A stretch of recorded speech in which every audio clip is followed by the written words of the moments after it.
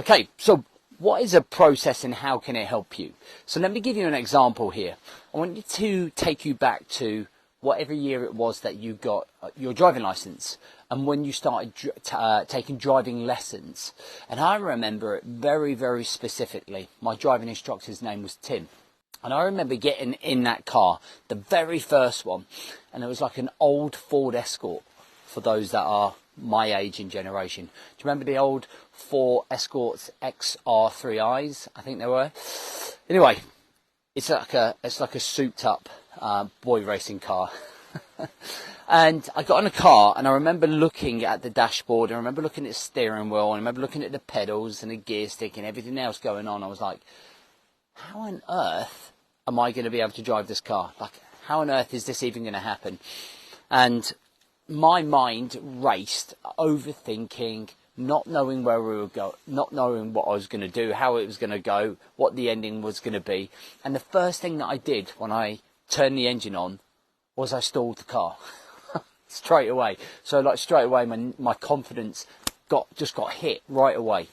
But then what ended up happening is that we just drove around the car park. We got used to the clutch and accelerator, the gear sticks, the indicators, the awareness of everything else that was going on and around us. So we built up over that hour some confidence after the shaky start.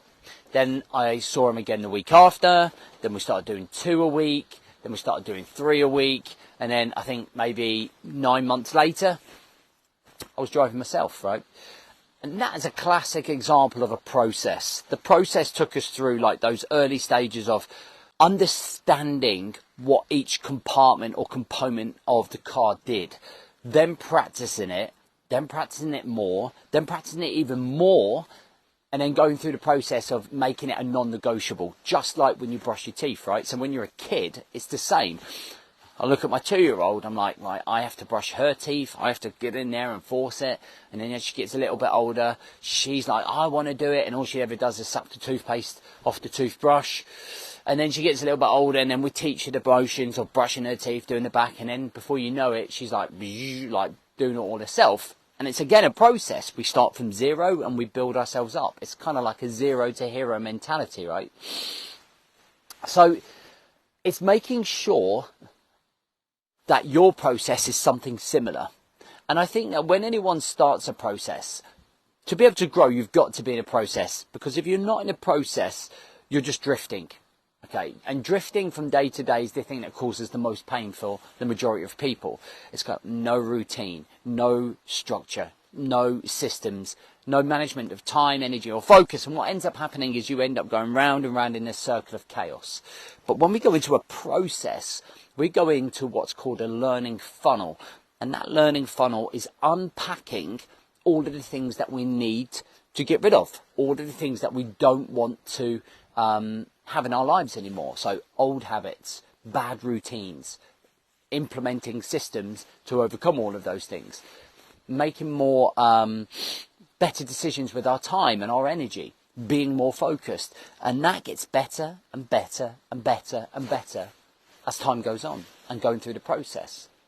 And the thing to understand is, it's just like when you brush your teeth as a kid, or when you get in a car and start learning to drive. You're going to stall, but then you're going to flourish. And it's going to be ups, but there's going to be downs. But because you're in a process, you're learning, you're growing, and you're repeating. And you're achieving an outcome. Either nice teeth, okay, or you're getting your driving license, or you're getting your life sorted out. Which means that actually you have better relationships. You look better. You're not putting on weight. Your job is thriving. You're making better decisions. You're emotionally in control of yourself. Your mental health is better. And that's what we're starting to do with the unpacking of the process. So there is no right or wrong process. A lot of people overcomplicate it and say, well, I'm not ready to commit, which is utter BS, to be honest.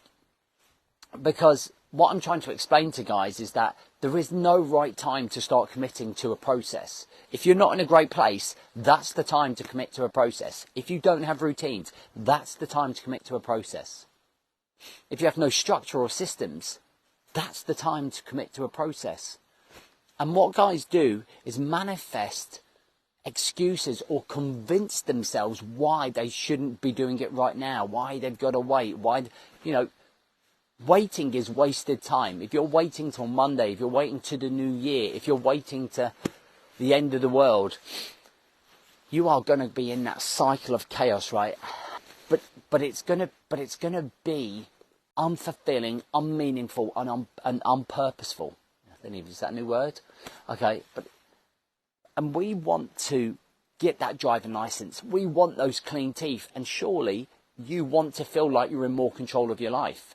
You want to reach that potential, and reaching that potential is the thing that gives us most satisfaction in life, because we are pushing the boundaries, pushing the barriers, seeing what's capable in our career, in our health, in our relationships.